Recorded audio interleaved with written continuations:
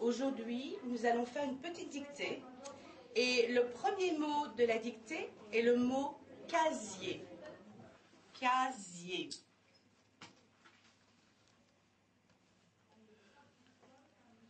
Le mot est casier. Casier.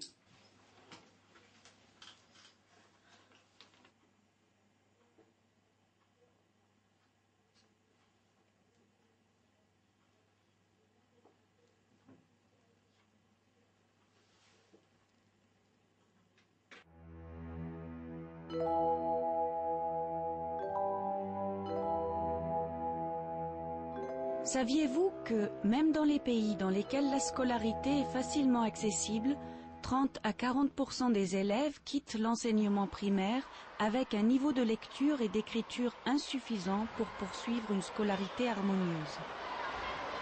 Environ 10% d'entre eux auront des difficultés importantes et persistantes avec le langage écrit, c'est-à-dire de la dyslexie, et ceci indépendamment de leur classe sociale, de leur origine ethnique ou de leur langue. Ces élèves risquent de tomber dans une spirale infernale d'échecs scolaires et de frustrations répétées. We looked at 8 prisons in the north of England and we looked at the incidence of dyslexia. How many people in prison have a specific learning difficulty? What we found out was that 52% of the prison population have difficulties with reading, i.e. they can't pick up a newspaper and read even the most basic columns.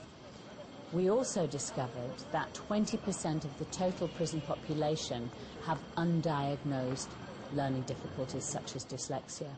Now that is double what we'd expect in the general population.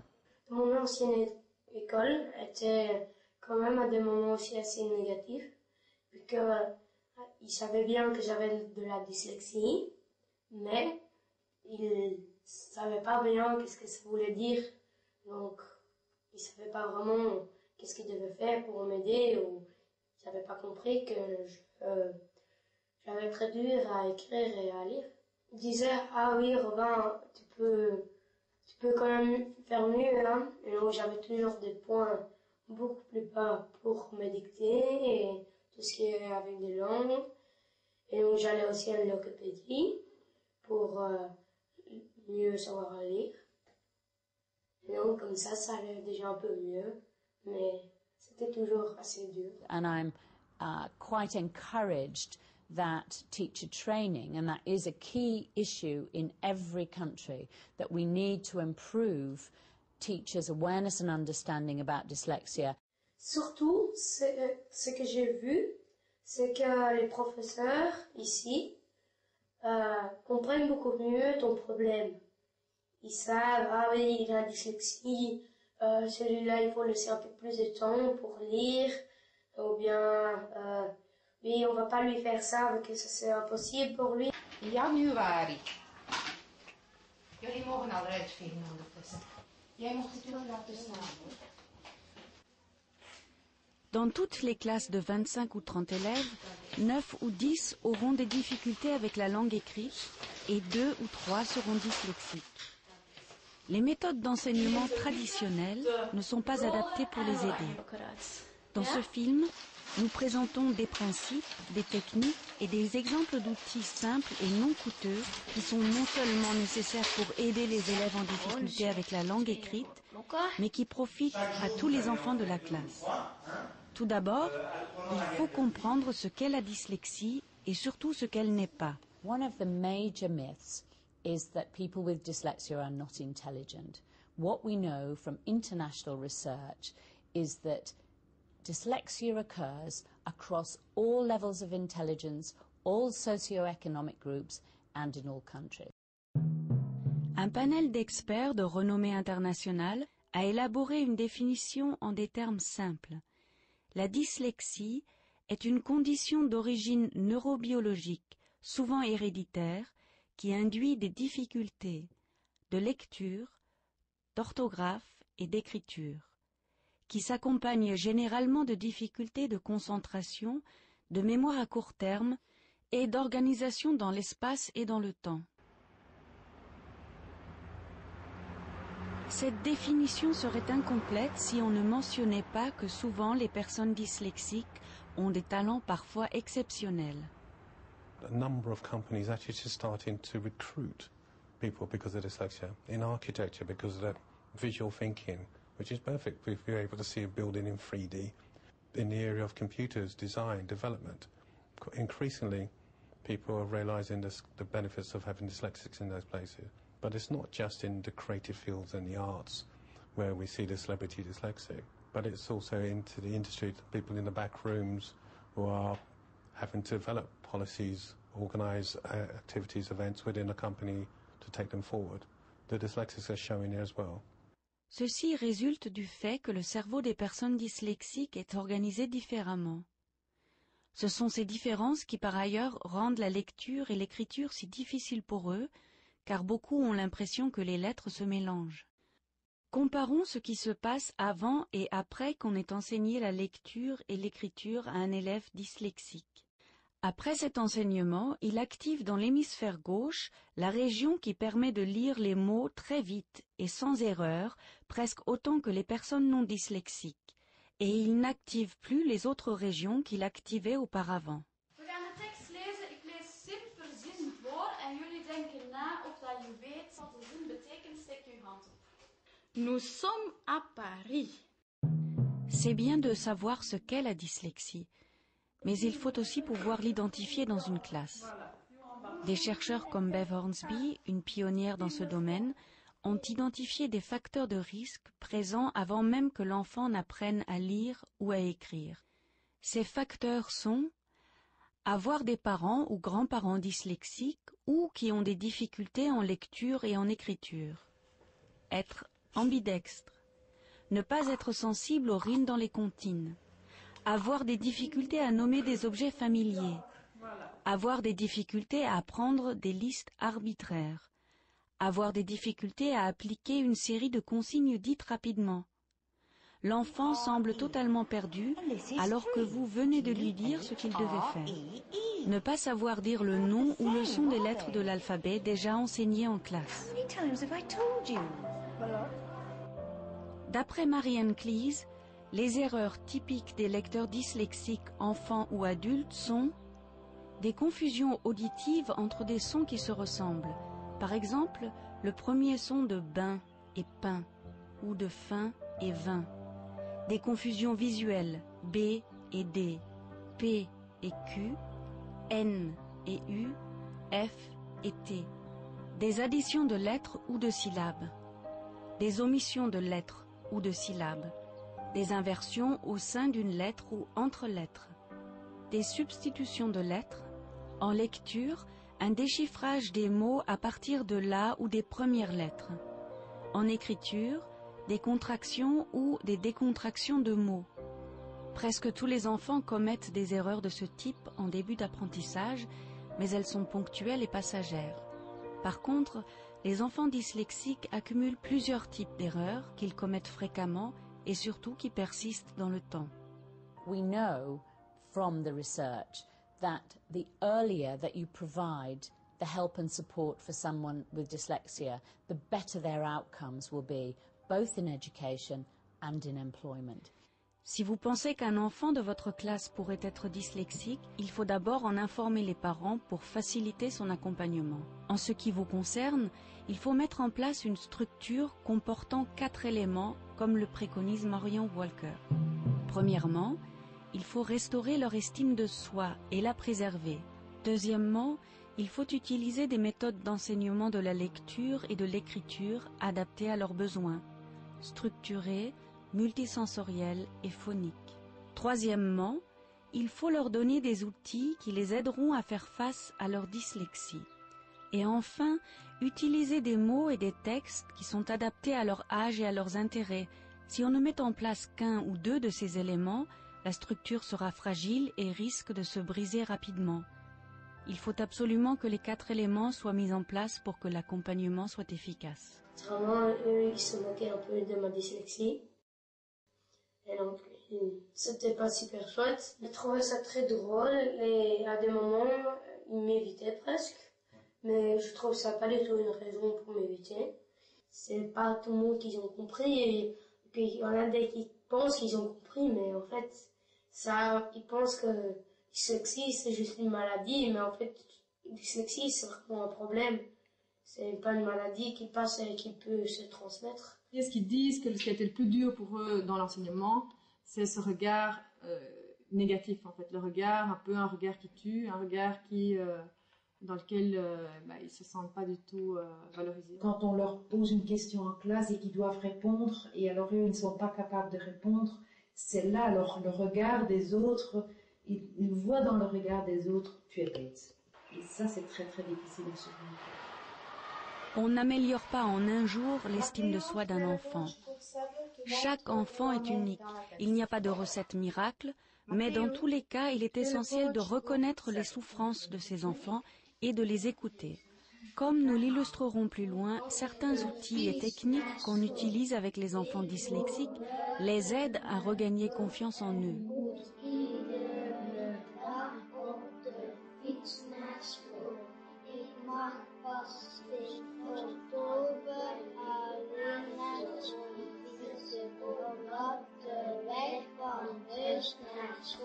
Il faut utiliser des méthodes d'enseignement adaptées à leurs besoins, structurées, multisensorielles et phoniques pour l'enseignement de la lecture et de l'orthographe.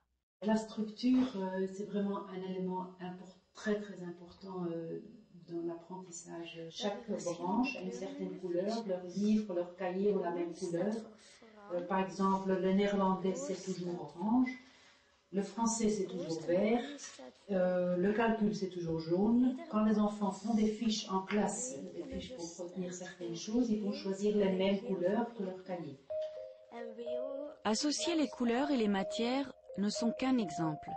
Enseigner de manière structurée implique de nombreuses autres choses, comme bien planifier, établir des objectifs d'apprentissage, vérifier que chaque partie de la matière soit bien comprise et surtout revisiter plusieurs fois la même matière de différentes manières.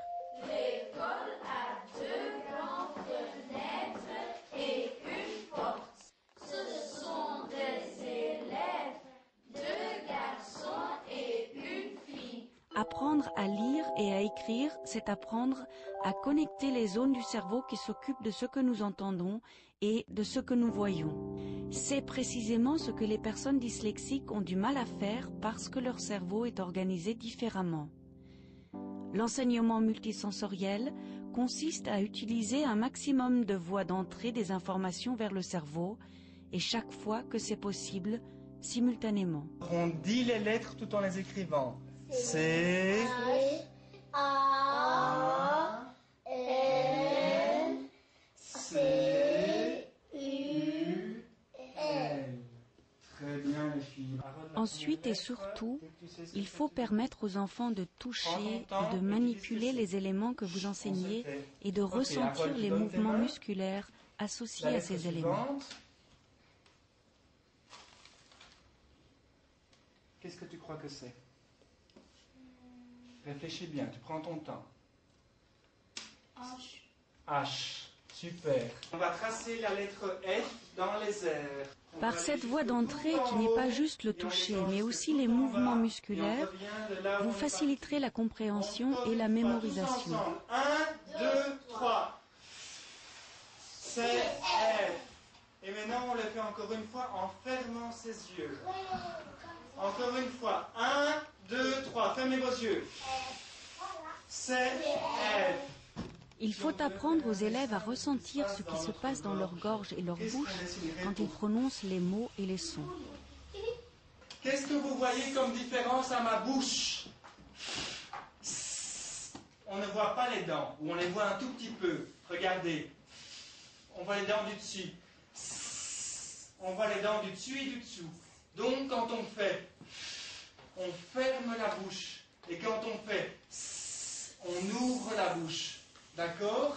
Les cordes vocales, elles, ne bougent pas. La langue est vers l'avant, l'arrière.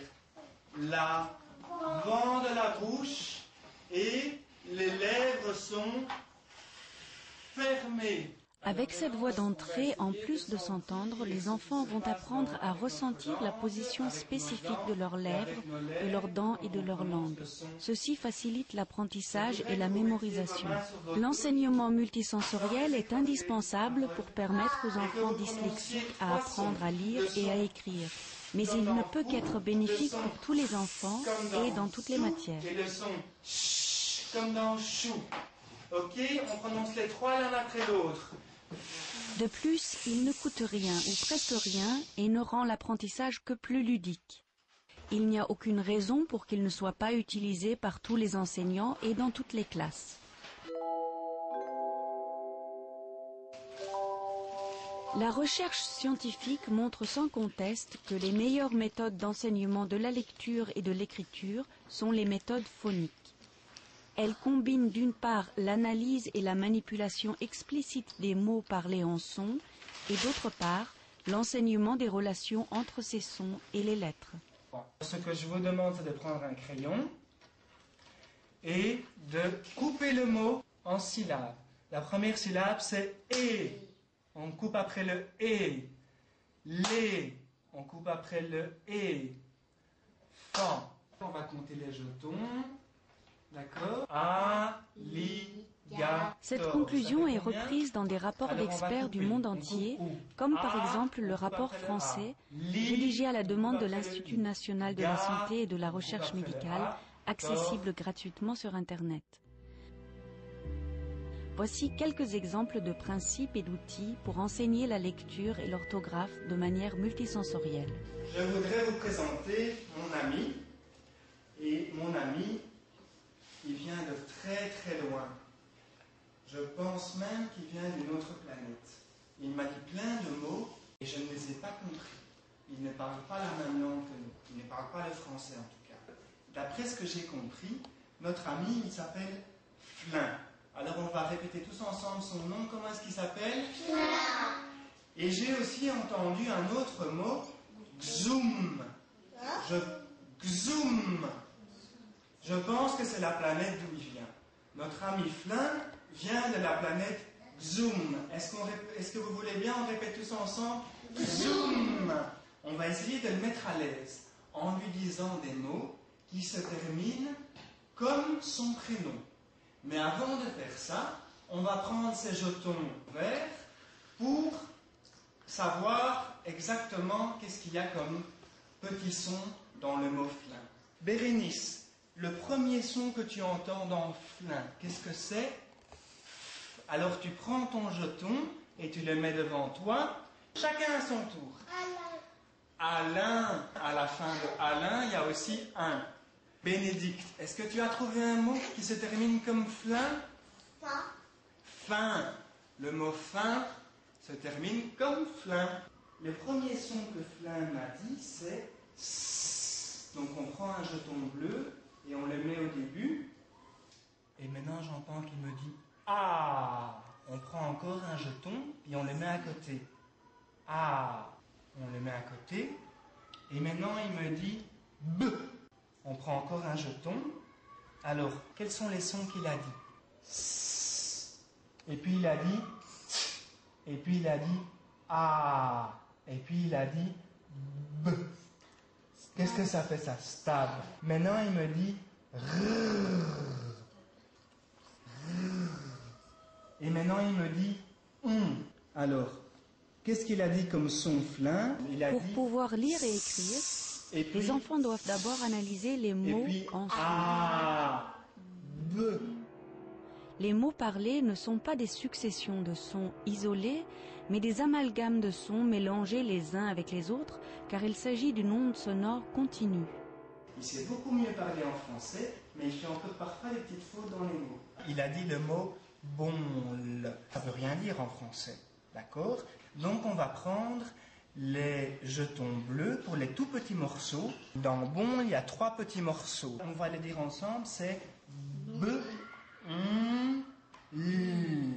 Quel morceau est-ce qu'on pourrait enlever pour faire un mot? Si on enlève le L, mets-le de côté. Qu'est-ce qui reste? Il reste B et on. Ça fait bon. Super, il a voulu dire bonfle. Bravo Bérénice. Parfois il dit des petits sons entrant dans le mot. Par exemple, au lieu de dire petit, il va dire petit. Petit, ça veut rien dire. Il faut enlever un morceau pour faire petit. Il est primordial d'apprendre aux enfants à analyser les mots en sons et à jouer avec ces sons. Merci beaucoup les enfants. Grâce à vous, je sens que Flin, il tremble un petit peu moins. Alors tu me dis A, B, C. Tu prends le C et tu le remets dans ton sac. Tout le monde prend le C. Si vous n'avez pas la possibilité de le faire, vous pouvez demander aux élèves de fabriquer cet alphabet avec n'importe quelle matière, comme de la pâte à modeler, du carton, des cailloux. On lève tous le haut, on le met tous dans son sac. Les bandeaux pour tout le monde. Même sans lettres ni objets manipulables, vous pouvez demander aux élèves de prendre la forme des lettres avec leur corps ou d'écrire des lettres sur le dos de leurs voisins ou voisines pour les réciter. Enseigner l'alphabet de façon multisensorielle est toujours possible. Et vous essayez de deviner quelle lettre c'est. Tiens, je te donne la lettre. Prends cette lettre-ci. Vous ne dites rien. Ah, je sais. Et alors, on ne dit rien. Super, dis donc, t'as trouvé la bonne lettre. Le français, c'est vraiment une des branches les plus difficiles pour les élèves parce que l'orthographe est très compliquée. Les enfants ont besoin de beaucoup de soutien pour mémoriser l'orthographe correcte des mots. Alors, nous pouvons employer la méthode multisensorielle avec les blocs. Au fond, ça n'a pas d'importance de quel bloc il s'agit. On peut même employer des cartes et employer des cartes au lieu des blocs. Ouvrez votre boîte et sortez vos cartes de lecture et d'écriture. Un paquet grossissant de cartes de lecture peut être donné au fur et à mesure de l'apprentissage de la lecture. Il s'agit d'un outil très efficace car les élèves peuvent ensuite régulièrement revoir ces cartes et ainsi consolider la mémorisation des correspondances entre sons et lettres. De plus, il leur appartient, il peut être emporté à la maison pour être révisé régulièrement. Il leur permet de s'autocorriger. Il peut être personnalisé selon leurs difficultés. Cerise, le son c'est... Certains enfants dyslexiques bloquent totalement face à des mots longs. Pour eux, segmenter ces mots en syllabes et dévoiler les syllabes une à une les aide énormément. Et puis on va bouger nos pouces, goût, et puis on va bouger roux, et si on met tout ensemble, ça fait... kangourou. Il faut utiliser des méthodes d'enseignement adaptées à leurs besoins, c'est-à-dire structurées, multisensorielles et phoniques pour l'enseignement de la lecture et de l'orthographe. Ça fait quoi tout ensemble? Il y a plusieurs moyens de savoir couper les mots longs en syllabes. Si vous n'êtes pas sûr, je vais vous donner un truc. Vous mettez votre main juste en dessous de votre menton, juste en dessous que ça ne touche pas. Et alors vous dites un mot comme... rhinocéros, et on le dit lentement et on exagère l'articulation. Et on compte combien de fois la bouche tombe. Rhinocéros. Combien de fois votre menton a touché votre main? Dites-le. 4. On y va, on dit rhinocéros lentement et en tapant dans les mains. Rhinocéros. Combien de fois on a clapé? 4 fois. Quand on écrit toujours entre 4 lignes. Vous voyez, il y a 2 lignes vertes. On va jusque tout en haut, on descend jusque tout en bas, et on revient où on est parti. C, A, N, C, U, L.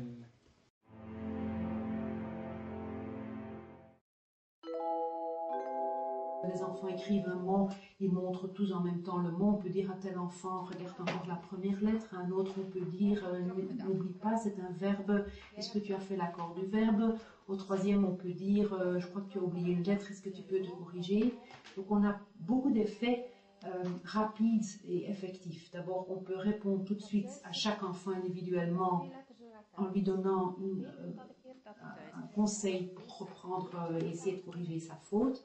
On a une vue globale sur la classe, on voit de tous les enfants, on peut voir en même temps ce qu'ils pensent, ce qu'ils répondent, et les enfants sont beaucoup plus actifs dans le processus didactique.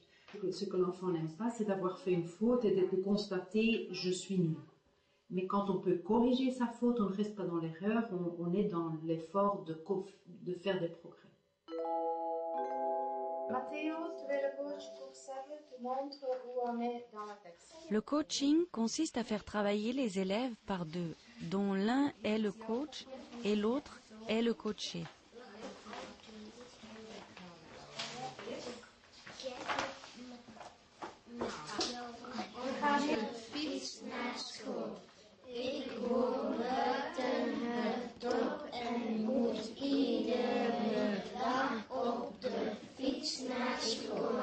L'avantage du coaching est que les erreurs ne sont pas entendues par toute la classe, donc le stress sur l'élève en difficulté est réduit. De plus, les corrections ne viennent pas du professeur, mais d'un ou d'une camarade de classe.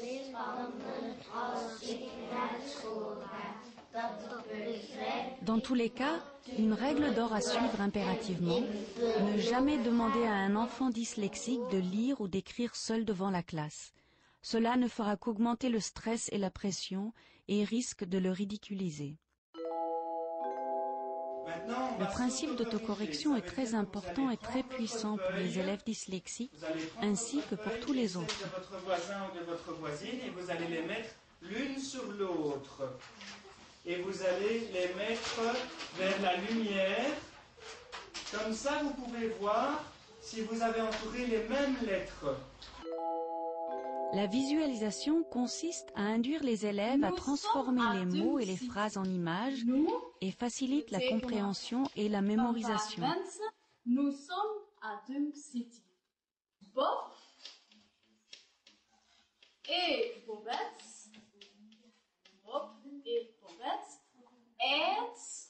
een pijltje tekenen, Mademoiselle Miss. Mademoiselle Miss est très gentille. De G van gentil. Nous sommes à Dum City. Bob et Babette aident Mademoiselle Miss. Mademoiselle Miss est la professeure de l'école. Elle est jeune et jolie. Elle porte une jupe noire. Bob et Babette arrivent de l'école avec Mademoiselle Miss. Les cartes heuristiques ou mind maps peuvent grandement faciliter la compréhension et la mémorisation. Surlignant ou en mettant en gras les choses importantes. Donc dans le texte linéaire, on va extraire les idées principales, donc qui se font généralement sous forme de branches, puisqu'on construit en fait un arbre. Donc par exemple, on peut faire ici son enfance, qui est une des idées principales extraites de la biographie de Maupassant, et en faire des petites sous-branches, puisqu'on verra, par exemple, ici on pourrait mettre les membres de sa famille, le père, et la mère et le frère, et ainsi de suite. Donc on va construire une carte qui va permettre à celui qui trouve plus facile de réviser avec la carte heuristique, d'avoir les idées principales de la biographie de Maupassant, et ne pas forcément utiliser un texte écrit. Guy de Maupassant est né en 1850 et est mort en 1893. Son enfance, il a un père qui s'appelle Gustave et sa mère s'appelle Laure. Les cartes heuristiques peuvent être utilisées à tout âge et peuvent prendre une infinité de formes, comme par exemple chacun des sous-sujets peut avoir une couleur différente. Donc c'est sur le salaire, donc j'ai d'abord mis c'est quoi. Donc là c'est un type de revenu professionnel. Donc le salaire c'est une rémunération contrepartie d'un travail. Puis après je suis partie quand il y a un document de contrôle sur le salaire qui s'appelle une fiche de paye et elle est remise au moins une fois par mois à la personne. Un dyslexique l'est pour toute sa vie. Une personne dyslexique doit mettre en place des stratégies, des outils pour faire face à ses difficultés de concentration, de mémoire à court terme et d'organisation. Scarlett nous parle de ses propres astuces. Être dyslexique a rendu les choses un peu difficiles. Je peux pas être super spontanée, je dois réfléchir à ce que je vais faire, je dois réfléchir à comment je vais arriver quelque part et donc ça demande, tout au fait demande beaucoup plus de temps. Je dois planifier d'abord, je dois regarder dans mon agenda, bon, qu'est-ce que je fais à quelle heure, est-ce que j'ai le temps, combien de temps ça va me prendre pour y aller. Je pense qu'être dyslexique a rendu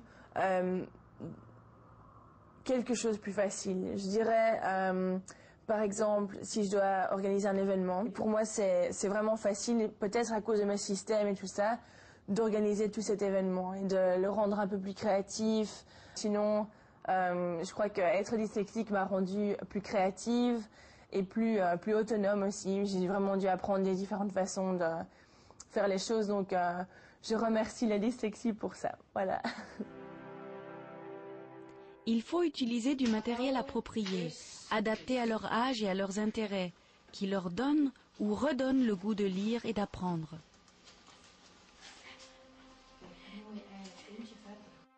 Voici donc les 4 éléments à mettre en place pour fournir aux élèves dyslexiques une structure d'accompagnement solide et efficace à laquelle ils pourront s'accrocher.